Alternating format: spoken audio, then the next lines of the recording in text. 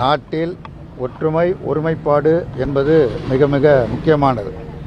பல்வேறு மதங்களையும் பல்வேறு கலாச்சாரங்களையும் ஏராளமான ஜாதிகளையும் பல்வேறு வேறுபாடுகளை கொண்ட நாடாக இருந்தபொழுதும் வேற்றுமையில் ஒற்றுமை கண்ட ஒரு மாபெரும் நாட்டில் இன்றைக்கு நாட்டை பிளவுபடுத்தக்கூடிய முறையில் நாட்டினுடைய பிரதமர் அவர் வகிக்கக்கூடிய அந்த பிரதமர் என்கிற அந்த பொறுப்பை, மிக உயர்ந்த பொறுப்பை உணராமல் மாநில மக்களுக்கிடையே ஒரு மோதலை உருவாக்கக்கூடிய உரையை அவர் வாரணாசியில் ஆற்றியிருப்பது மிக மிக கடுமையான கண்டனத்திற்குரியது.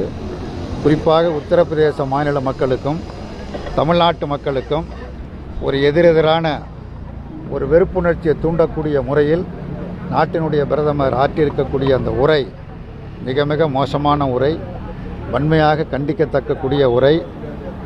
திரு நரேந்திர மோடி அவர்கள் நாட்டின் பிரதமரா அல்லது பிரிவினைவாதியா என்கிற கேள்வியை எழுப்புகிற அளவிற்கு அவருடைய உரை அமைந்திருக்கிறது.